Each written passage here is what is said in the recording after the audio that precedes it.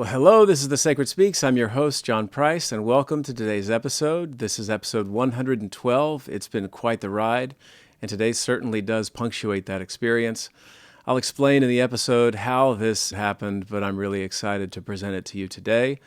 If you have not seen this Netflix special, check it out, but maybe you've seen this clip. Like, my God is not an old man in the sky. It's a metaphor for a mystery that absolutely transcends all categories of human thought, including being and non-being, but that's too many words for the back of a quarter. That's Joseph Campbell. I got all the best teachers later in life. Like Barry Taylor, the road manager for AC/DC, said, God is the name of the blanket we put over the mystery to give it a shape. Shouldn't I have learned that in church? Why am I learning this from Barry Taylor, the road manager for AC/DC?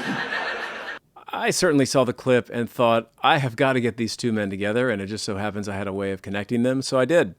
And now I'm pleased to say that Pete Holmes and Barry Taylor have officially met and shared a conversation. And the next podcast episode on The Sacred Speaks will be a deep dive in with Barry Taylor. I've been reading his book, and he is the theologian extraordinaire. He's got quite a lot to say and quite a lot of depth, as you'll see. So I want to introduce you to Pete and Barry if you've not met them. First of all, check out Pete's Netflix series. It's called I Am Not For Everyone. It's quite good. Pete Holmes is the creator and star of HBO's Crashing, produced by Judd Apatow, and TBS's The Pete Holmes Show, produced by Conan O'Brien. He's also the star of CBS's How We Roll, as well as 2 HBO stand-up comedy specials. He's also the voice of the E-Trade Baby and was a guest writer-star on multiple episodes of The Simpsons. He's also proud to be the dumbest Batman on YouTube. Please go check that out. I've been really enjoying his Batman.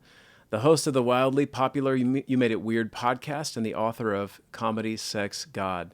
Check out his Netflix special, I'm Not For Everyone. He wrote this bio in the third person. He's napping shortly after. Thank you, Pete. Check him out at peteholmes.com, peteholmes.com. Now, Barry Taylor lives and works in London, having returned to the UK after many years in Los Angeles. He has committed his life to following his curiosities, which have taken many forms, including music, fashion, art, religion, and academia. His interests primarily lie in the area of religion, theology, and philosophy, particularly exploring how cultural shifts reshape our understanding of what it means to be human, our interactions with others, and our grappling with fundamental questions about human existence and ultimate meaning. His wide variety of interests currently converge around the impact of technology on society and culture. Taylor teaches for an online graduate platform, the Global Center for Advanced Studies, and writes extensively on his Patreon page, where you can find it linked below, patreon.com/Barry Taylor. He also engages with the complexities of contemporary life and shares his insights on Instagram at UKBloke. So link below, check him out, Barry Taylor. And of course, check out The Sacred Speaks, thesacredspeaks.com. You're already on the YouTube channel. If you're not, go follow the YouTube. There's a lot of cool stuff going on over there. If you're on YouTube, I also host this podcast on Spotify and Apple Podcasts and Google Play and many others, SoundCloud. Check it out there. Please subscribe and like and share and send along. Also go to the Sacred Speaks Instagram page and hang around to the very end of the episode and listen to the full selection of the theme music Clouds, brought to you by Modern Nations. Check them out at modernnationsmusic.com. And as always, check out the Young Center in Houston, younghouston.org. And the podcast is sponsored by the Center for Healing Arts and Sciences, a boutique integrative wellness practice that my wife and I started many moons ago. We have a lot of cool stuff going on over there and some new developments. If you've been following what I've been saying on Narmadi, you can look forward to the Sacred Speaks community alone. We'll have a brief, long 60 to 90 day free trial membership to be involved in the beta experience of our online community, Narmadi. This is an online spiritual community. And one of the things that we'll be doing is I will be meeting with participants every other week to start on a live stream where we'll be discussing all things The Sacred Speaks, the latest happenings, behind-the-scenes information, who's coming up to be interviewed, and many other elements that will be introduced over the course of the next 3 months. Eventually, there will be at least one group meeting per week, And we'll share daily material from all of the folks that have not only been present on the Sacred Speaks, but also that are clinicians in the Center for Healing Arts and Sciences. Check us out at thecenterforhas.com. And I think for now, that's it. Enjoy this episode. This was a lot of fun. Thank you to Pete and Barry for participating. Coming up on the podcast, we have Elaine Pagels next month, Elise Loenen with On Our Best Behavior. She's got a fantastic podcast. Check her out. Will Keepin and Cynthia Bricks. We're going to talk about gender and equity and spirituality, and a number of other really fantastic guests that will be arriving soon to your inbox on YouTube. So for now, thank you for your participation, your involvement. Thanks for sharing, commenting, getting connected. Go over and follow the Instagram page. There's going to be a lot of stuff that's happening on Instagram and TikTok for that matter. I'll be turning on a lot of switches there. So thanks for joining. Thanks for letting me have a long intro for the interview. And now I bring you Pete and Barry. For now, we'll leave it there. New love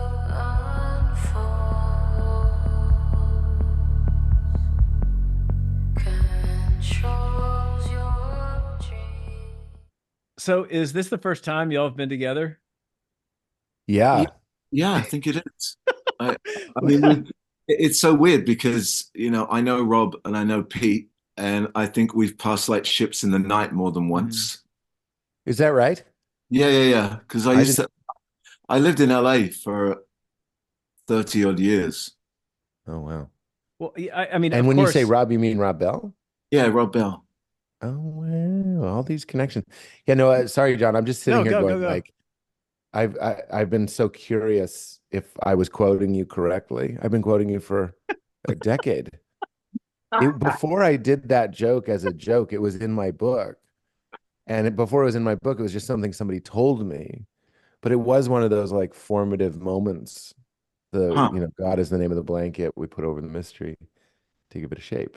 And then, but like, honestly, you Google that quote. I mean, you Google it now, it comes up. Yeah. But you Google it before I started blabbing about it. Yeah, it was just sort of like folklore. So I couldn't, I feel stupid that I patted myself on the back for giving it a spotlight. But what I'm saying is I couldn't confirm whether or not you said it because you'd Google it and it would come up like some GeoCities deep web site maybe said it. So here I am asking, is that you? That's when I was on the dark web, Alibaba. Yeah, no, I found it on Alibaba. Yeah. It was when I was working for the Chinese government. It was you. You ruined TikTok. It was me. I screwed it all up. So yeah, is that your quote? Did I get it right? Yeah, I mean, yes, it is. It's a sort of a bit of a variation. I think because I was talking about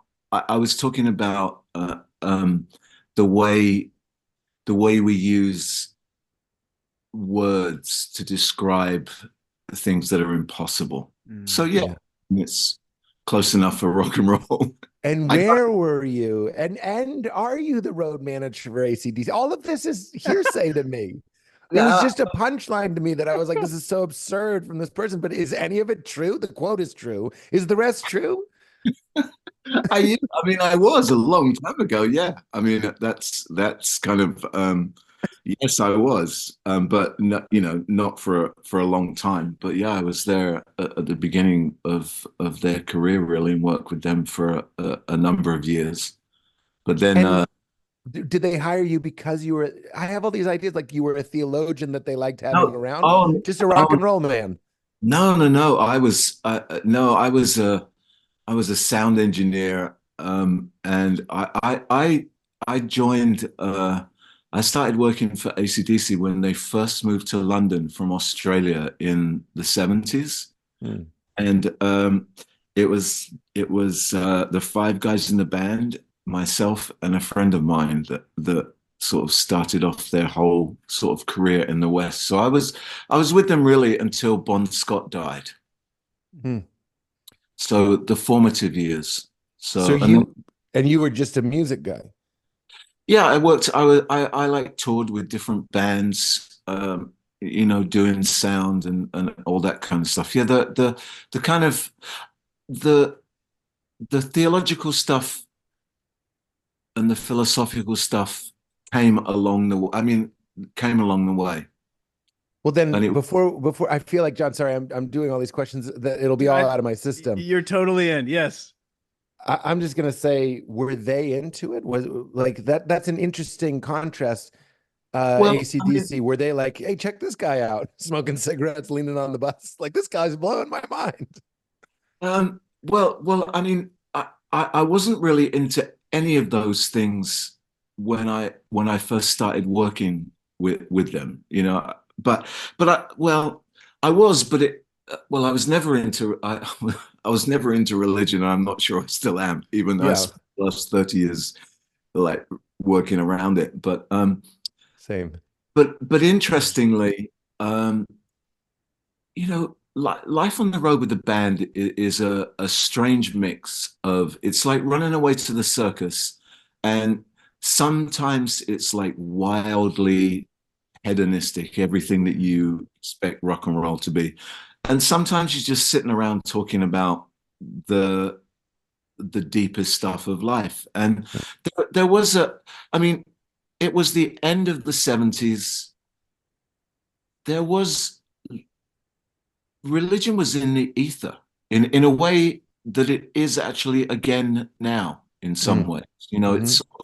it seems to me that there are certain similarities on, you know, good and bad at the moment with what was going on in the 70s, the kind of reactions against hardcore rationalism and, you know, the same kind of distrust in systems and the search for something intangible that's not being met. You know, I mean, people, you know, it quite often gets sort of dressed up in anti sort of capitalist conversation today, but I don't think it's too dissimilar. So we had I mean, you know, then we can end this, but I No, I mean, love this. my weirdly, so my sort of journey into all of this began while I was on the road with them.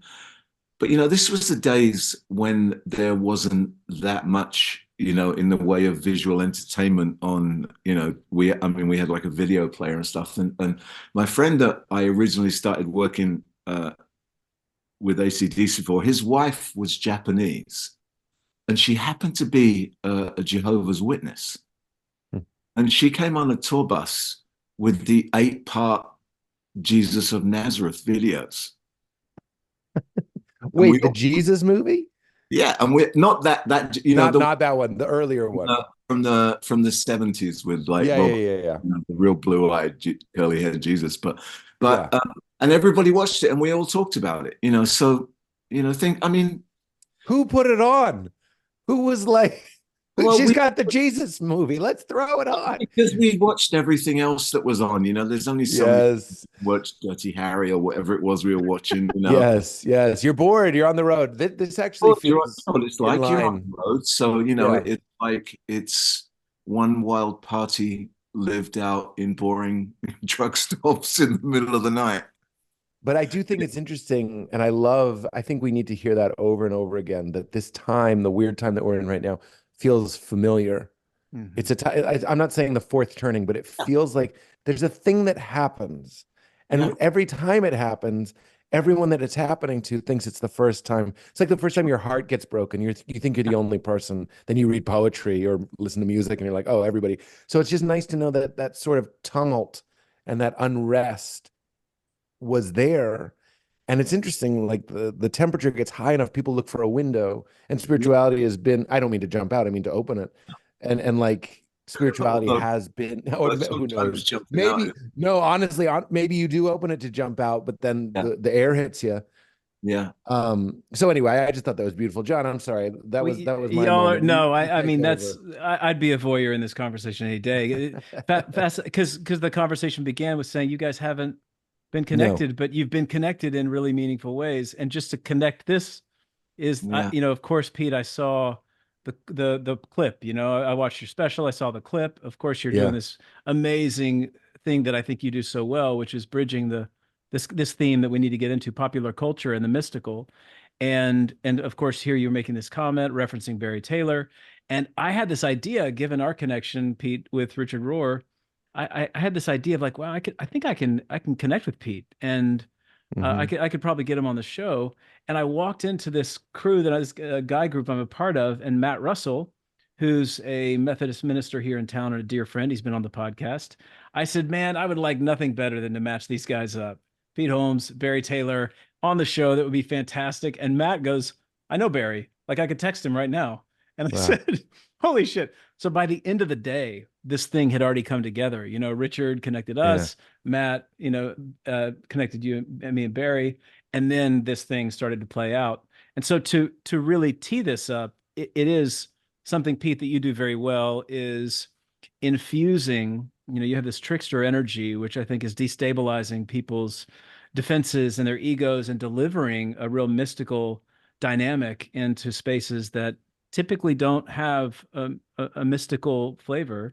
And Barry, here you come from like rock and roll pop culture, you know, crazy in your face, cultural change and transformation, and infusing theology. And so that intersection point is really where I want to begin. I don't want to pat it. First of all, Barry, I want to say thank you very much for that quote, for what it did for my life. But then also, I don't think I've been doing comedy for over 20 years, and there's nothing harder than sewing together a joke about God. Yeah. And when you look at that joke, it took years to kind of get it right, where there isn't more than 15 seconds without a laugh. And then when I found your quote, I was like, oh, and he's AC/DC. And that's what a joke is. It's this violation. It's like, you think that's going to be Billy Graham or somebody, and it's this guy. So like deep, sincere thanks for that.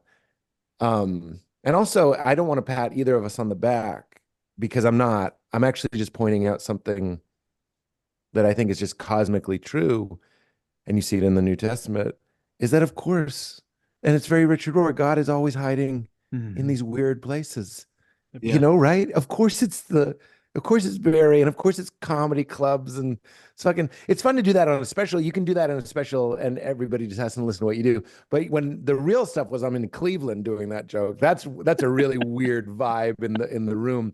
And when you get to the other side of it, it's almost like we all just want to like sigh relief and get through it. But anyway, that feels very Richard Rohr to me, where he goes, you don't come to God by doing it right, you come to God by doing it wrong, is a Richard Rohr quote that I love, right? Does that feel cosmically correct to you, Barry? CC? You know, I'm far from an expert in cosmic correctness. I'm not politically correct. I'm cosmically correct. I'm cosmically correct, man. I'll leave that one to Richard, who I also know.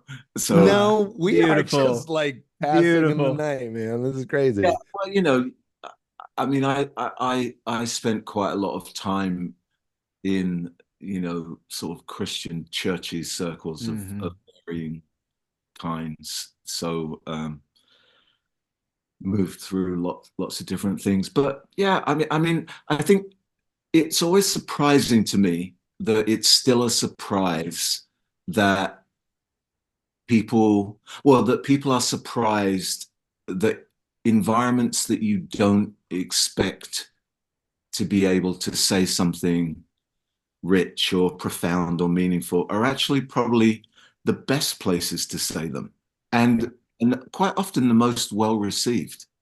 You know, there's that whole the thing that I was interested in for a long time, because I sort of taught theology academically as well, was the whole sort of relationship between the sacred and the profane, and the transgressive and the transformative, and those environments where, you know, from within religion, a lot of people draw hard lines, and you're in, you're out. This is acceptable. This is, you know, permissible. This isn't, you know, you can't do this, you can't go there. And you sort of discover that sometimes it's really in the unlikeliest spaces that shit happens. I agree. This is embarrassing, but where that takes me to is Good Will Hunting, where they're like, of course it's a janitor at MIT that makes the next advancement. Look, I'm not saying I'm either of us are Will Hunt math genius. I'm just saying, Richard, again, I'll lean on his authority in his beautiful Franciscan robes, that he says that Jesus is always hanging out with the crucified ones and the Sure. margins. And he also says that, like, and I love when Richard talks shit. It's hard to get him talking shit, but he'll say in his books he hates. He doesn't hate. He doesn't say he hates. He says he prefers talking to atheists, Sure. because of course he doesn't even mean like ardent, No. I guess he would say militant atheists, like really that want to like prove him wrong. He means he'd rather talk to somebody that's just kind of like floating on a space rock, wondering what's going on, rather than someone who has 30 years of a position that they're going to defend. And that's when comedy and rock and roll has the advantage over religion, right? Yeah, I think so. How do they intersect, comedy and rock and roll? And because we're talking about the profane and the sacred, comedy, rock and roll, and the transgressive. And so, Pete, I'm interested in your process. You know, say it took a long time to get to that joke. And Barry, I've read your book, so I know there's plenty of transgression around your history. Let's kind of free associate about that for a while. Well, I think, look, boy, this will be the last time I apologize for being self-aggrandizing or self-important. I'm just trying to talk about this with you guys honestly. I think comedy and rock and roll are similar. I think they're bedfellows. And I think there's even something musical going on. Brian Regan made this point, not me, that a comedian is a musician and his instrument is the audience, or their instrument is the audience. So there's the timing and the rhythm, and that's the beat of it. And you know when you're hitting the song correctly, there's a vibration that we all, so we're co-creating it. I'm not doing comedy at you, I'm doing comedy with you. And there's also something really beautiful. I still listen to AC/DC. I put on aggressive music all the time. And I actually think that a bit, like I say, that's heaven, bitch. That's important in that joke. I go, oh, you die, you go into nothing. You mean you merge with your creator? That's heaven, bitch. That's rock and roll. I'm not a very rock and roll guy, but that's the attitude that I'm adopting from a tradition of using. I don't even mean it's aggression. It's power. It's I don't want to. I'm not demonizing it, but it's like a fist, and you're using the fist to say something on the side of light. And that in itself is this delightful, like, isn't that what reality is? It's this swirl of light and dark, and it all kind of works out in the end.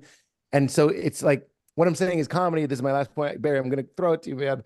It's like so many comedians use the fist of comedy to break things that have already been broken, and you're just smashing them more, and everyone's like, you leave with less than you had. But to use that bitch energy to actually make people feel hopeful is very rock and roll to me. I mean, I think the arts in general have that capacity because they're not tied to dogma.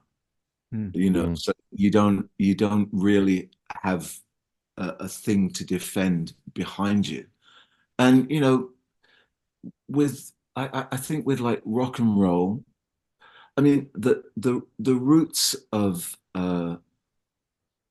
popular music, if you sort of look at it from the very beginning, you know, Heartbreak Alien, you know, Elvis Presley, Heartbreak Hotel, you know, the rock and roll it is about a sense of yearning and loss. And when you get into sort of the harder, you know, rock music or whatever, it's frustration, but it's also it's hope, and it's funny. I mean, the interesting thing is I had no, when I took the job with AC/DC, I had no idea who they were, because I was working touring around England with soul bands, and I was a like R&B and reggae and soul boy, and were unheard of. And I mean, I met them on a ferry going to their first gig in Paris, and I wasn't even particularly into like rock and, you know, like hard rock particularly. But what I loved immediately, I loved about them was the very mischievous sense of humor at the heart of their their their music, that Mhm. was punch in the air, but it was also a wink.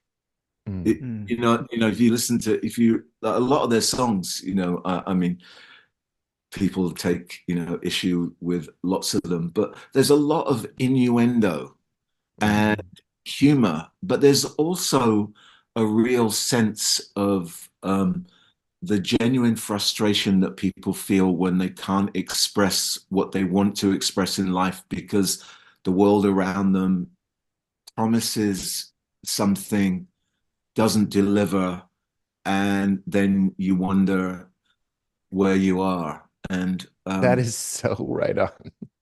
I think and comedy in all of its forms, even sort of the family comedy, Mm. it's transgressive Mhm. because the role that it plays is the role of upending convention and the status quo. It interrogates, and I think art is always the role of art really, but particularly I think things like comedy and music, they're language games, different language games, because comedy Mhm. relies on a certain logic of words, although it's illogical. Pop Mhm. music, the words are kind of inconsequential because it's the emotional arc that the song creates. So you don't have to say bitch in rock and roll. You feel bitch. Yeah, that's right. That's You right. kind of have to have bitch in your punchline in a you need your punchline. But Well, don't get me started. It also has something to do with my face. I look like a guy who wouldn't say bitch. So that is in itself a joke. of course, Don't get me Yeah, started. I'll like play with tree it. graph all the ways yeah, that it's and I comedy. know, Yeah. but they interrogate the world and they open up spaces. I think Well, that No, let me. I This completely is agree. important because these They two threads here. interrogate. Psychotherapy also does the same thing in that sure, it takes a conventional adaptation and pops it, and then yeah, you're all of a sudden exposed in an alternate state of consciousness because you've come to experience the world in one way, and then you're opened up. Your defenses, your ways of understanding the world are questioned, and then you start to question all of it, and so. Freud even said this. He said, all psychotherapists are repressed artists. I wear my Hmm. artist flag on my sleeve. But this sure, dimension of kind of popping at conventional ego norms, whether it's collective or individual, is Hmm. yeah, part of what I think becomes a spiritual process in healing. Well, Barry, I agreed with everything. I agreed with everything you just said too, John. This is a great fun for me. I just think there's something about, speaking of Freud, people that don't understand rock and roll, or I really appreciated, you said I had the mischief energy or whatever. I forget what you Trickster. said. Trickster. Yeah. I take that as a real compliment because Yeah. when It's I meant that way. dream, and when I know I knew you meant it that way. When I dream, and if I've taken psychedelics, you see that there's Hmm. an essential component to the creativity of the universe that speaks in these really gauche, grotesque, intense, and absurd Yeah. vocabularies, right? So when people are like confused by art, I'm mm, like, do you remember your dreams? Are Mm. you dream journaling?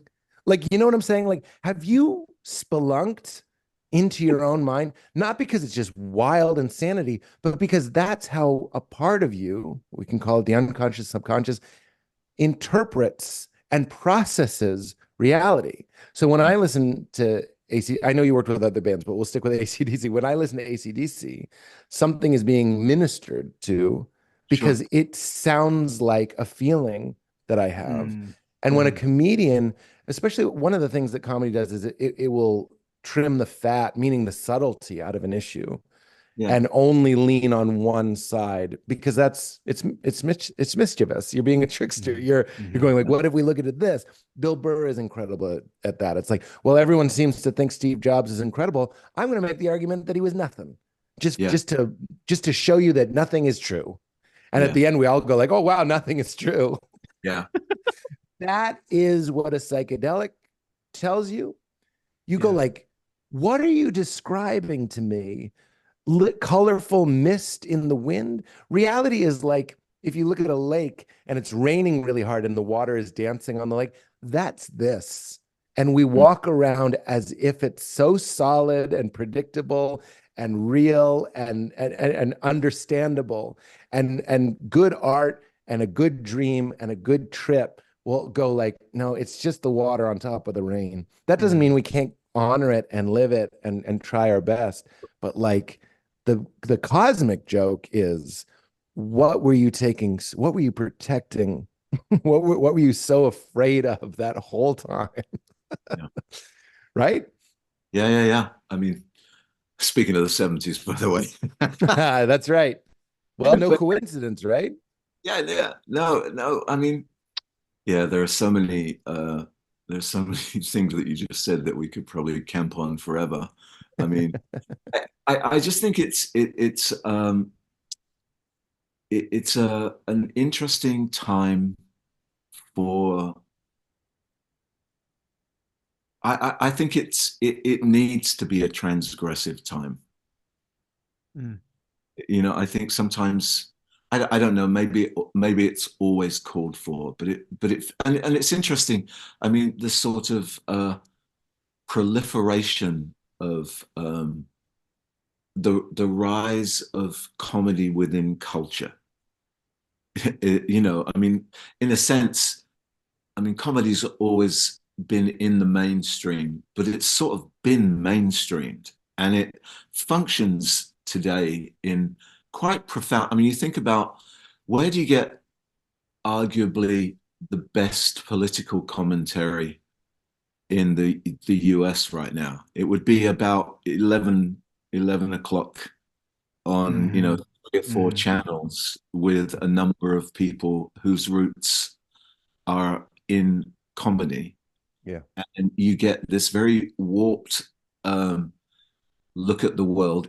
Everything is skewed, and because everything is skewed, everybody gets to see something that they don't see when they just look at it well, you were saying because they're not defending a dogma. Yeah. Nobody wants it from the inside. No. Like, I don't want someone, well, I do want someone in my family to help me make fun of my family. But what, again, like therapy, what really helps is someone who's not in my family, right, who can go like, don't you see the agreement you've all made? You nuts. Yeah. Absolute nut jobs. That's, you know, going to politics for honesty is insane. Going to any institution where money is involved, it's insane. So it's nice that comedy somehow, even though money is involved, has managed to not be bought. So true. Well, right? There's got to be something related. I read this study the other day that something like 83% of all Democrats think Republicans are idiots, and 78% of all vice versa, Democrats, same thing. So that we're having these polarities that are coming at each other. And I don't know, that I would imagine that, Barry, you might relate to that from the 60s into the 70s, that we're dealing with a time of enormous polarization and fragmentation and identity. And there's just some very confused folks. Yeah, the one area, the one thing that's markedly different, at least to my mind, is the role that digitality plays in all of this. I mean, what you didn't have, you know, I'm a child of the 70s, so what you didn't have in that kind of post-60s wave where all of these things rose to the surface was, you didn't have the network of distractions that exist now, you know, after, you know, the sort of, you know, the whole thing that's happened since the Reagan era, if you like, with changes in communication laws and the FCC that allowed the rise of talk radio. And then, you know, and so you get the beginnings of this polarized world where suddenly you can just focus on this one issue. And also even in rock music, you know, you think about early radio, everything was played all at once, but then you get FM radio, and all of a sudden you start to get, oh, now, you know, now it's like you've got classic rock and you've got this and you've got that and the other. And then you add on the digital world, and you get social media, and you get everybody in their little worlds now, where you can just filter out all the voices that you don't want to hear. So you just feed your own self addiction. Your own addiction and your own sort of your addiction to your way of thinking, which is your little addiction to your particular way that you hope the world works. and, and then, but what's interesting to me is I think what cuts across those things are the arts in general. Those are the things that can cut through that. You know, if it's hard to, because people, even in those, I mean, you know, you don't want to upset a Taylor Swift fan. Right. It's funny. I interviewed Anne there Lamott. are sacred cows. Isn't that crazy? Yeah. I interviewed Anne Lamott last week, and she said, because she made one comment about Taylor Swift, there's just a whole culture of people who came after her, and we analyzed cancel culture and whatnot. Pete, I want to bump on this for a second. You said addiction, and I think a lot of times addiction, chemical addictions, so drug addiction, gets scapegoated because of all of our addictions. And I think this deserves, in the commentary about transgression and what is sacred and what is not, and the ways in which you both use your tools of surgery, you know, cultural and personal surgery and healing. What do you say about addiction and broadening it out a little bit? Yeah, it's all scapegoating, the whole thing. You know what I mean? Like so much of reality is, I don't know if any of us have confronted reality as much as a convenient place to push out what we don't want to feel. I mean, there's your therapy, but and interpreting things completely wrong. One of the things that Richard Rohr is really good at, I read his book, Just This. I've probably read it, no exaggeration, 100 times. It's just a little book. And he talks a lot about just how boring we are once we get those neural grooves real deep. And he goes, you know, in that Richard Rohr voice, he goes, and frankly, this is why talking to old people can be not so fun, huh? And it's true, because they just have 7 or 8 pre-programmed responses to every single thing. And this is the challenge. This is the living water that we have to like get in there, and that nakedness to the immediacy of the moment, that is the contemplative approach, being vulnerable to the moment, being vulnerable to this conversation. As much as I want to interject, I'm really reminding myself, like, no, listen to these guys, like, be vulnerable. Don't just impose what you already know and just leave feeling aggrandized. You know what I'm saying? So anyway, all of that is a fancy way to say, in Breathing Underwater, Richard's book about the 12 steps, which I love. And there's also a YouTube where he gives like a good hour talk on it. If you're not into the book, he says everybody's addicted, but the number one addiction is to your way of thinking. And you could also go a little Eckhart Tolle with that, and just you're addicted to identifying with your thoughts because they're so comforting. I mean, what are you getting from a substance or from a thought is very similar. You know, we were talking before we were rolling, John, where I was like, look at what I do. I other people, and I judge them, so I can feel just a little boost of, I'm sure, you know, chemically speaking in my brain, a little reward. I'm not an idiot. I'm safe. I'm good. I have certainty. I have superiority, all this stuff. That's the addiction. And humility and surrender, I prefer the way Richard talks about it, is like standing naked. The infinite potential of every moment is the antidote to the addiction of and don't mistake me for someone who thinks he's done that. I'm trying every day, but actually seeing reality. There's a line in A Course in Miracles where it's like, no one sees the present, all they see is the past. And I'll even make that more personal. I did ketamine once, and I was like, isn't it funny that we use this, meaning this space? I don't mean in my room. I mean the space we're all appearing in. We use this sacred, conscious, TV static orb of reality, awareness. We use it not to appreciate what's happening. Very rarely. We just use it as a screen upon which to project the past, to replay the past incorrectly, and to project the future incorrectly. talk about an addiction. And when something turns the lights on and goes like, that's what you're doing most of the time, repetitive, useless, and deeply inaccurate, catastrophizing and anxieties and all this sort of stuff. The solution is to drop anchor into the be naked in the moment, be vulnerable enough to actually let this and everything else you're doing today change you, instead of just assuming this trip to the grocery store will be like every other trip to the grocery store. That's dying. That's death. That's death.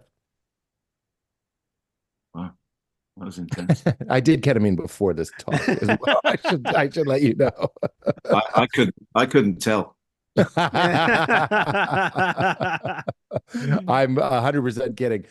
But yeah, the addiction to our thinking, and I think one of the reasons why spirituality is compelling is, I always think of The Sopranos when Tony is shot and he's in like a limbo, he's in a bardo. Yeah.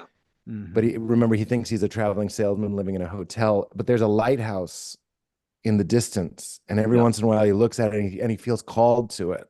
And the lighthouse is him coming out of the coma. Yeah. I think that's what's going on here. It's not a coma in the sense that this is bad or wrong or something to escape, but I do think there are all these little clues. And one of the things that's keeping us kind of in the hotel and not in the expansive freedom of realizing this isn't what it seems to be is just that repetitive, endless thought patterns. Yeah. And I think spirituality gets a bad rap, and rightly so, for being do this, don't do that, don't listen to AC/DC, don't say bitch in your stand-up comedy, don't jerk off, don't whatever. Yeah. Instead of being this lighthouse, this like coming from inside of you and materializing as the Buddha or Christ or whatever, and as these little reminders, these little cheat codes. And not to get away from this wicked world, but to maybe take it a little less seriously, or with less fear. It might be another way to put it. Yeah. It's the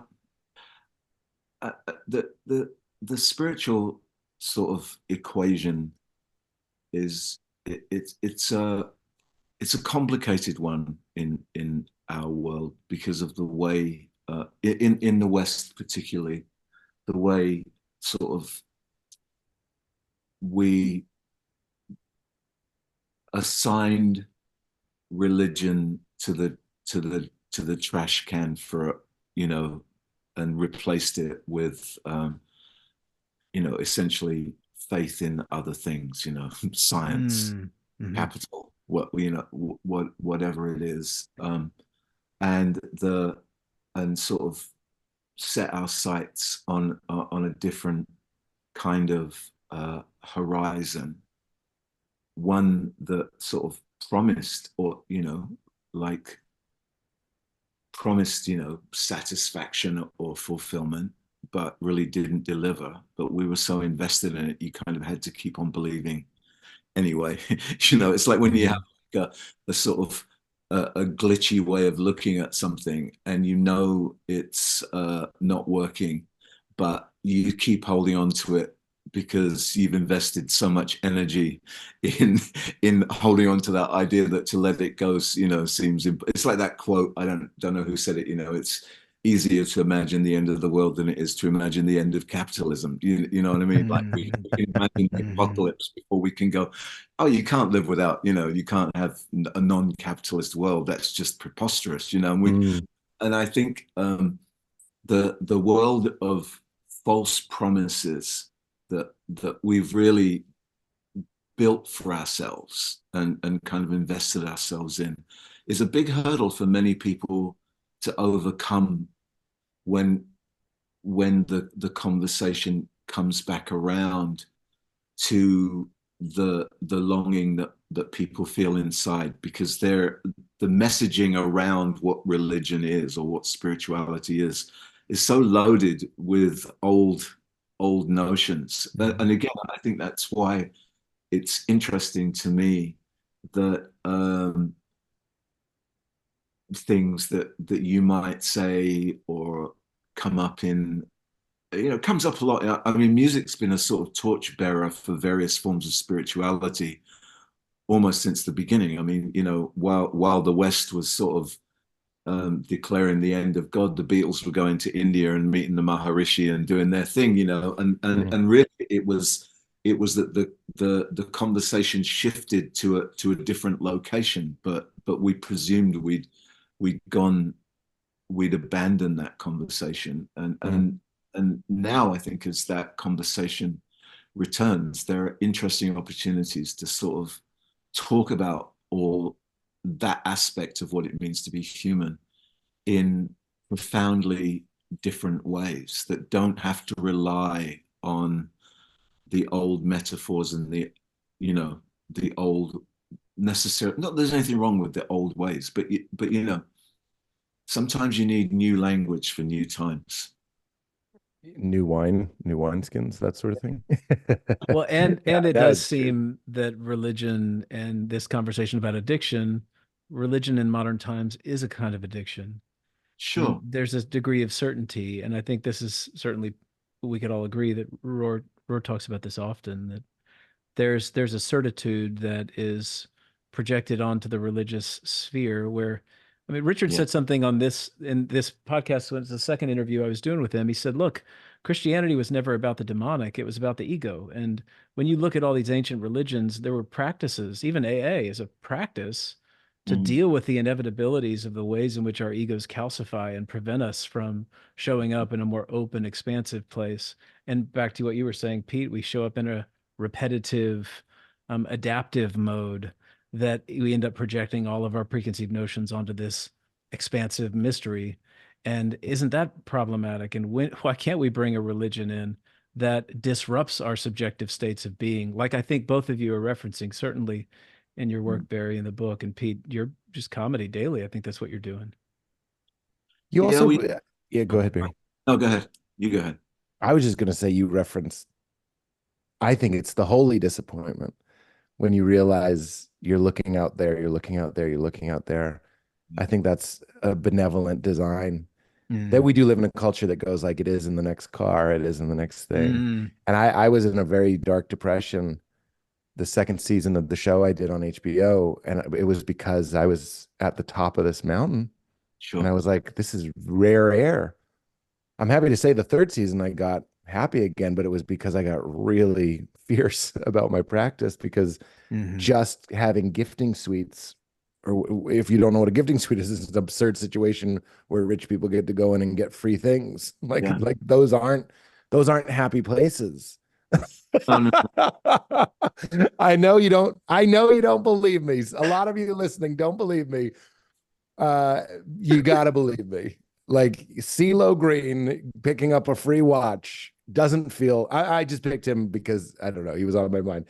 But I also wanted to say, just because we're talking about Richard and stuff, I'd be remiss. What he did was taking that atonement theory out of it too. When you said the old ways, there's something wrong with them. I think there is something wrong with how we've been interpreting them. Obviously, I know you would agree.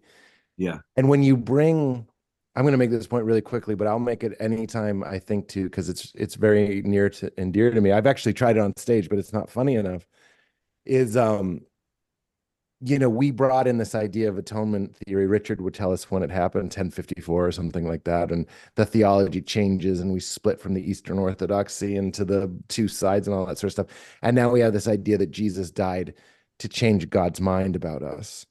Richard's quote is, actually, Jesus died to change our mind about God.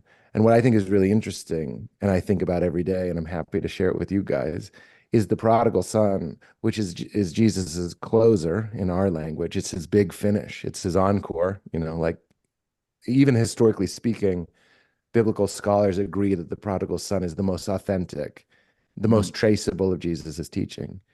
And the way that we look at Christianity now is the story would go like this. There was a boy who asked his father for his inheritance early so he could go out and have fun. His father gives it to him. He goes out and squanders it. He ends up working with the pigs, which for a Jewish boy is disgrace. It's lower than low. He's lost all his money. He did all of these things. We're assuming they're probably regrettable things. People often say he saw prostitutes or sex workers. It's not in the story, but we're just like, this guy spent it. He burnt it down to nothing. And now he's disgraced. The way modern Christianity would tell the rest of the story is Jesus shows up and finds the boy and says, your father is a maniac and he demands blood. Yeah. We know this about your dad. He will not be satisfied unless someone is tortured and murdered for what you did, because what you did fucking sucks. So come with me. I'll walk you home and I'll let him murder me. And then you can live in shame, I guess, for what happened in his kingdom. That's how we would tell it with the blood sacrifice theology that we have. But the story doesn't go that way. And I know you all know that. The story goes, all the son does is he remembers who his father is. Mm-hmm. Is there anything else to say? It's not anything other than oh, wait, it's my dad. I can go home. And my favorite line in the story, Pete Enns pointed this out to me, is before the son had reached the gates, the father ran out to greet him. The dad couldn't wait to run out and hug him. And as Richard says, the story should be called the redemptive father, the forgiving father, not the prodigal son, because that's the message. That's the gospel. Dad's not mad. Dad's not mad. We think he's mad. That's why we won't go home. Dad's not mad. You can go home. But where did we get this? You know what I'm saying? I wanted to throw that at you. Where did we get this idea that like somebody's got to be bled out? It's crazy. Yeah, I was just in Italy, and I was in Italy at Easter with some friends, and in southern Italy, and we went to this mad Catholic, self-negating, blood-spilling Easter ritual, that took place in this little medieval town, with people like, cutting themselves and pouring blood on the steps of the church, and wow. That deep roots in all of that stuff. But I think,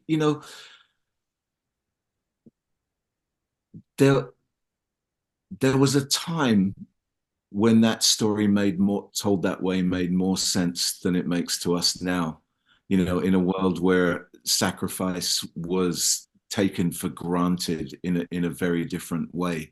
So I think one of the interesting things to me is the way in which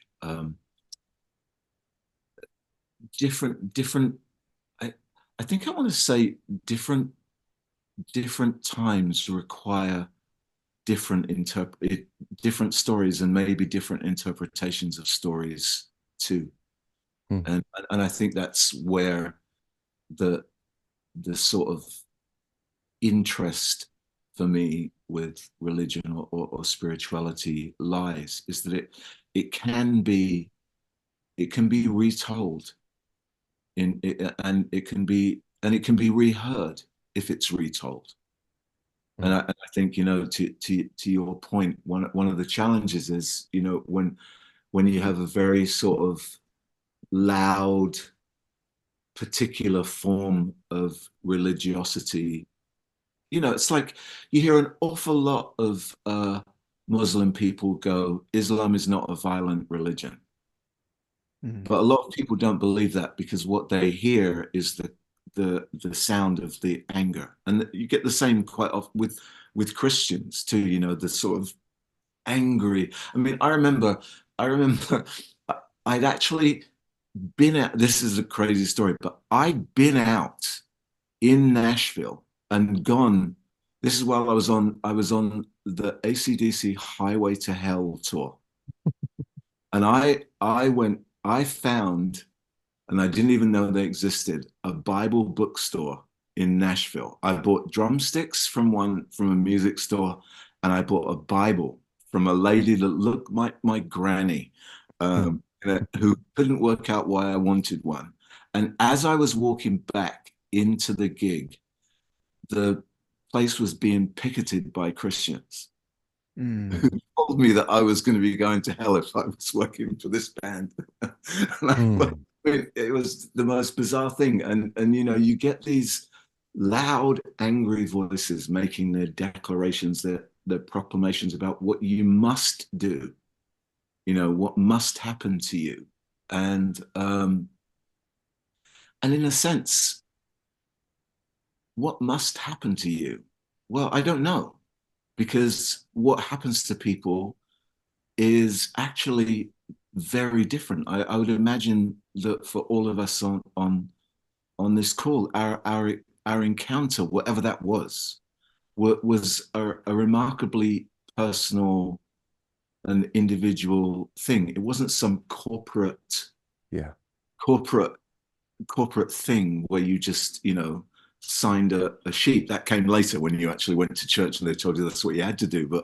But prior to that, I think something it's there are so you might I have a friend, David Dark, and he always writes all this stuff on Twitter, X, whatever you call it, and he always ends it with, there are so many ways to love God. And usually what he's referenced has nothing at all to do with it. It's probably some political thing, and he would just sort of go, so many ways to love God. And I think that's the interesting thing. There are so many ways into whatever you make of religion, and actually, after I don't know what I make of it, or I mean, I'm not much of a believer in God. To be honest, my mysticism is very earthbound.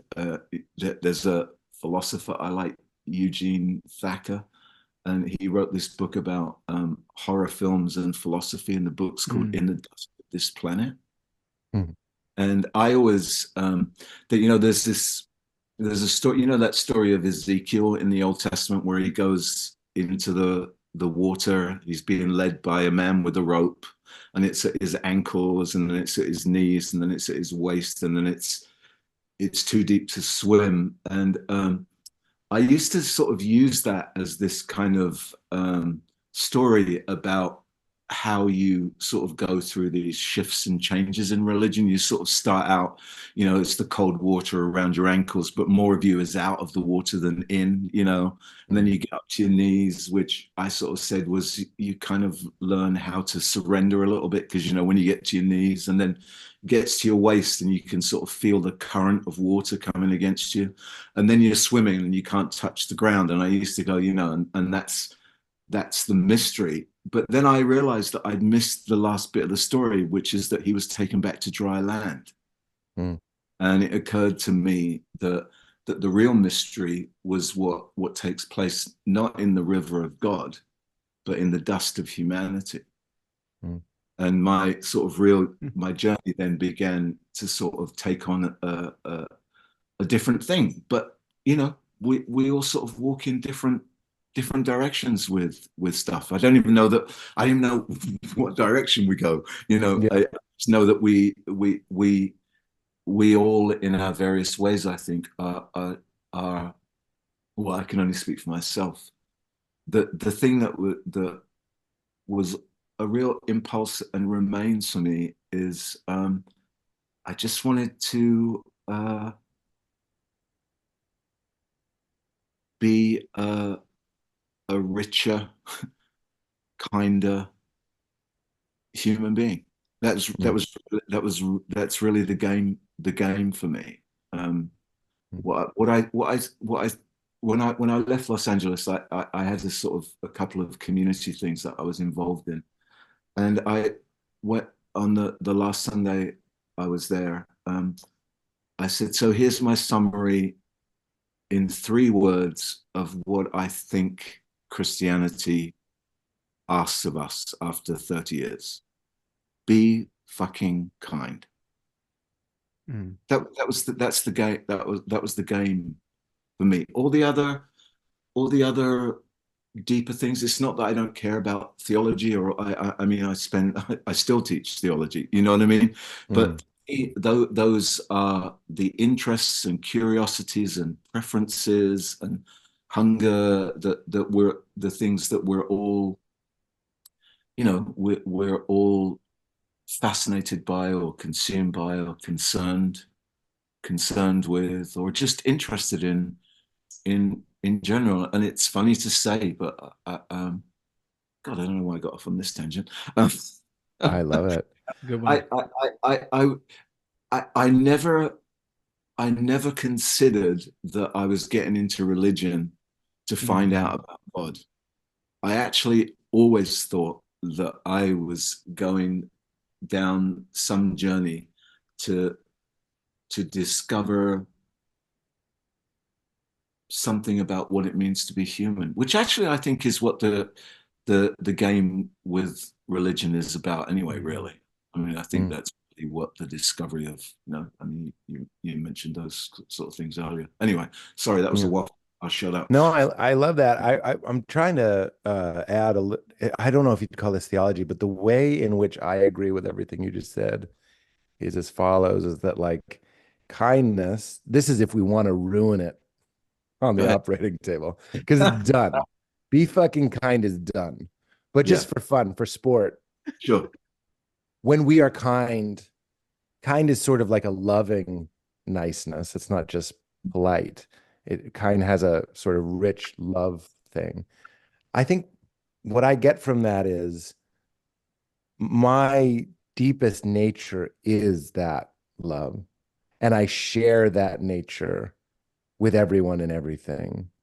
Meaning, this is Rupert Spira, who's my friend and teacher. He says God doesn't exist in the way that nothing exists. Nothing stands out from being. So the original Old Testament name for God is I am. That's still the name of God, and that is my God. This is a little too heavy for the stand-up stage, but like, if you really want to be cheeky and have fun, you say God does not exist. You know, nothing exists. I is the name of the only thing that exists, not I, Pete. Being, isness, awareness, knowingness is the only thing that exists. And nothing ever comes into or has a reality independent of anything else. Everywhere you look, you could say God's infinite being. I do. I say that's God's infinite being. Or you could just say it's infinite being. Sure. And the reason why I like that thought experiment isn't because it's cute to have the answer. It's because when I recognize that you are the same, we're all just cups of the same water. I have a different motivation to be kind to you. And maybe I really don't like you, but I can see that helps me see past that. Sometimes I'll be talking to my parents or something, somebody's in a challenging way. And just as an experiment, I'm just trying to see past. I'm getting lost again. I really think I'm Pete, and I really think you're my mom. And it helps me be kind. The psychoanalyst Adam Phillips, who wrote actually a really beautiful book on kindness, said that kindness is viewed as a weakness. What kindness is the hardest virtue to live out, because it means to bear the vulnerability of others and therefore of yourself as well. And I think that's what you kind of named. That's exactly right. Well, the people protesting in front of Highway to Hell, Richard Rohr, this one blows me away. He goes, the first forgiveness in Christianity, or just the first forgiveness in reality, is to reality. We are to forgive reality. And when we see a tour that's provocatively, it's supposed to incite you to call it Highway to Hell. That's an opportunity. Instead of scapegoating and protesting, go, what of this tour is me? And if I want to be forgiven, if I want to know I'm forgiven, I can forgive. That's the only way. Giving is receiving. And I am with somebody I find insufferable. It's always because they remind me of me. And if there's a tour called Highway to Hell and it bothers me, it's because I know, come on, man, we're human beings. We are, in a sense, we're all cruising down the highway to hell. You know what I'm saying? We're self-serving and selling. No matter how hard we try, we have this destructive and whatever. So then you get this opportunity to forgive Marilyn Manson. And by forgive, I don't mean Marilyn Manson's done anything wrong, or Alice Cooper. There's a long heritage of all these sorts of wicked puppets. And Yeah. from my modern spiritual perspective, to quote Winston Churchill, what an opportunity to listen to Eminem, and instead of being like, oh heavens, be like, yeah, we're angry. Yeah, yeah, yeah.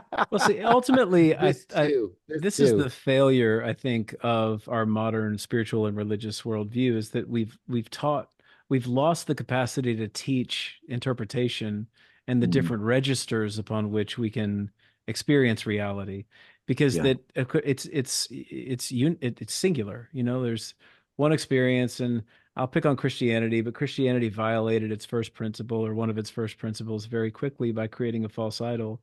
And so we created the one as opposed to the many and the many levels, where Judaism really did a great job of that, certainly early on. And that's one of my problems with modernity, is mm, that we've lost the understanding of what this lens, I mean, it's a lens, it's a worldview, it's a way of experiencing reality that keeps us guessing. And so inherently, religion has to be trickster energy if it's authentic and healthy. I think yeah, y'all, let me toss that out there. Well, that's falling upward. Yeah. That's God as burglar. Jesus says that look for God as if you're waiting for someone to break into your house. Yeah. And Richard pointed that out. He's like, God is as a thief. Yeah. Well, how else are you going to do it? If the way that this is straight, Richard, if the way that you're thinking and behaving is working, you'll never change. Yeah. So yeah, in comes God, or whatever you want to call it, yeah, a disruption. And even that holy disappointment that it didn't work. I'm still finding this. Like a dumbass. I bought an Apple Vision Pro. I'm like, when are you going to figure it out, man? Like, don't need a VR headset. And I bought it when I was really depressed. I was working alone in Winnipeg, and it was the winter, so I forgive myself for it. But like these even now, I'm still being re-humbled and re-humbled and re-humbled and re-disrupted and re-disrupted and re-disrupted. The difference now is the time between the humiliation and the appreciation is shorter. And yeah, I think that might be the best I can do. Meaning there'll always be a reaction, but yeah. I mean, I, to be honest, I think that's pretty much the best we all do, mhm. all can do. You know, and perhaps that's even. I personally think that's enough.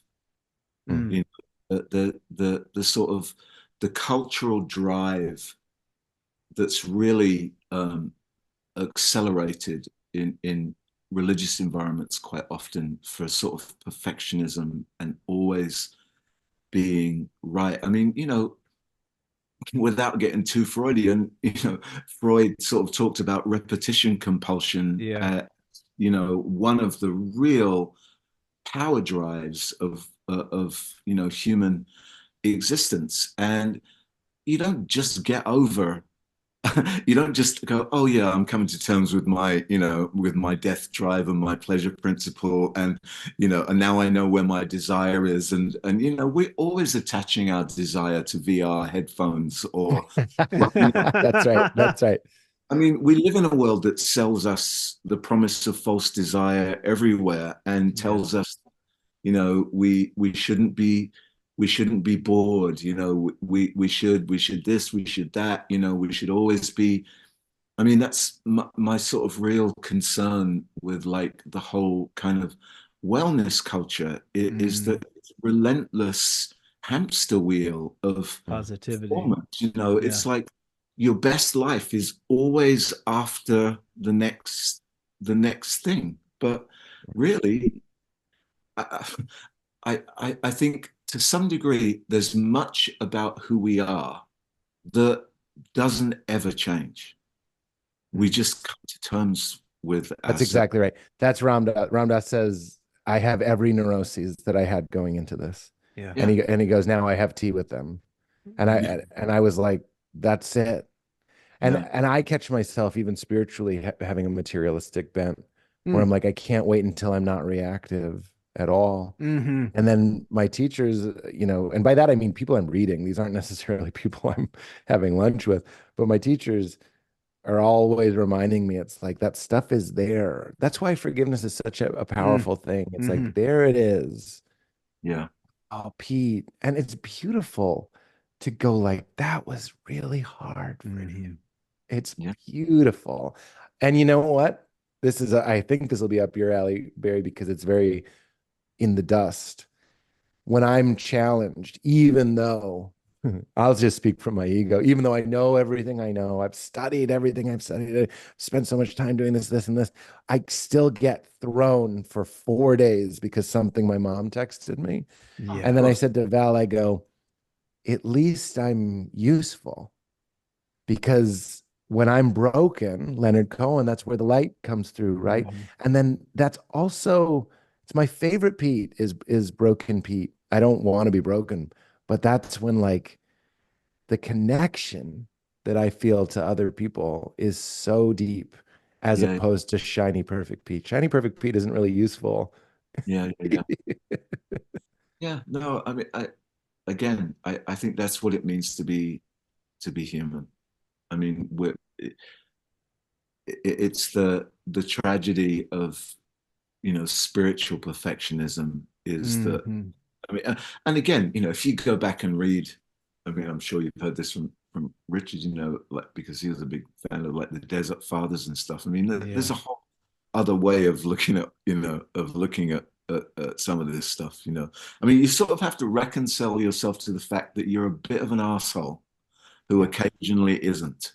And a materialist. Yeah, That's right. yeah, And it sounds too trite to be like, and it's okay. But I'm like, I see, it's funny that you say asshole because like sometimes my energy is wrong, and that's called asshole. And yeah, sometimes that exact same energy is me and my family at LAX rolling down the window and saying, why are there cones here? This is yeah, where we need to park. And then yeah, I'm a hero. It's sure, the same thing, meaning, Nice. to quote Richard's book, everything belongs. It's this the Mm. zoomed out Mm-hmm. perspective of humanity, of the cosmos, as you just go like, oh my God, it's all kind of flowing together, you know. mm, As I said that, I kind of hesitated because there's so much terrible stuff, and I don't want people to think that's out of my pay grade. I'm just talking about finding yeah, parking at LAX. exactly. I don't want to try and tackle that one. Keep the world small. Yeah, like, if I can keep the world small, I'll make a lot of sense out of it. Yeah, no, If it's me and my family in a car, I got you. But you made the real important point, Pete, which is that in the depression, oftentimes, or in the trauma, there is the transgression in our normative ways of being, and so mm, it does let the light in. I mean, it does help us see something different. Because Jung said something I love, which is, I don't wish a perfect parent on anybody, and in the same way, I don't wish a perfect ego structure on anybody, because where does that take you? And so, Let's. go on. Well, I was Ram Dass's guru, Maharaji, not Maharishi, but we got another one coming at us, another Indian name. Um, he said, "I love suffering; it brings me so close to God." Yeah. Now, these are realized beings, if we want to play with that title, but like I'm sort of starting to get what they're talking about, like humbled, human, same root, humiliated and humbled and human is all the soil. It's low. It's in the dirt. It's dirty. It's Mm-hmm. mixed up, and that seems to be a good place for us, you know. yeah, yeah, I think so. Definitely. So I want to be conscious, Pete. I know you got to take off. Um, are you needing to close out? Yes. I think I can do. Let's see. We have 5 minutes if you want to like kind Okay. of bring it in for a Good. landing, a gentle Yeah. landing. Yeah. I just want It's to grand. hear you both Yeah, I just tell them how to do it. A gentle, talk. nice Yeah, I will. landing. Very gentle. Just for you both to take a moment. I mean, this is really kind of cool that there's been this tracking of each other on some level for a long time, and just to for you both to connect on that. I mean, that's really kind of wild. important on some level, you know? So Oh I'm no, curious about y'all taking the moment. I'm grateful to you, John, for wanting to do it. It's one of those things that life can be long enough and cool enough Hmm. that, I mean, I won't say I remember where I was when I heard your quote, Barry, but like I remember how I felt, and I remember being like, it's like Terrence McKenna says, it's like find the others, Mm. and not to get too trippy here, but like in the ultimate analysis, I think this will all be a benevolent booby trap we played on ourselves. And I think it's really beautiful that you were like a little tripwire for me. Hmm. that I fell and it Well, broke something in a good way. yeah, that's so sweet. Yeah, I mean, it's so funny because you know that do you know the writer Frederick Buechner? Mm-mm. Mm-mm. Frederick Buechner, he was I don't he was a novelist, but he became a Christian, and anyway, he wrote a sort of series of like a trilogy of kind of autobiographical stories, and one of them was the story of his conversion. And he talked about how he used to go to this, I think it was in Chicago. Anyway, he used to go to this church just to hear this preacher because he was really well known for his great sermons, not for the content, but just for the way the guy, he was just an orator. Mm. And so Buechner used to go every week and sort of listen to these sermons and just sort of revel in the wordplay and the richness of this guy's talking and all this stuff. And he said, and then one sermon, he was listening to this guy, and he made like a little aside, and it had to do with he said something about and Christ was crowned, blah blah blah, and then he sort of said, and crowned with laughter, and he said, on such foolish and holy and tenuous threads of these hang the destiny of us all, because Mm. that phrase, crowned with laughter, is what turned his thinking towards something that he'd been resisting for a Mm. long time. And it's interesting to me. Um, I think that quite often when it comes to spirituality and religion, we we've sort of come to expect, Charlton Heston with a lightning rod, or the skies to open, or and usually it's a thought or a word or a little something, a blip in a whole thing, because you know I've said cooler things than the thing that you found interesting. No, I'm just, I'm just kidding. A crowd of That was the laughter. perfect way to end that story. You know, and I think what I'm trying to say is that's the quote you like. Well, guys, really, thank you Wow, I both. love that. No, thank you, Barry, and thank you guys for helping me get So out much. in time to So pick up great. my daughter. This was Yeah. awesome. What an Yeah. Yeah. honor to meet you Yeah. Yeah. and spend some time with you, John, as well. Thank you. Yeah, guys. Thanks for showing up. Thanks for doing what you do. My new album is called Back in Black. All And right. Highway to hell. Mine's back in green. there you go. You know. Gentlemen, be well. Thank Yeah. you guys. Bye. Bye bye. Bye. Yeah, guys. Bye.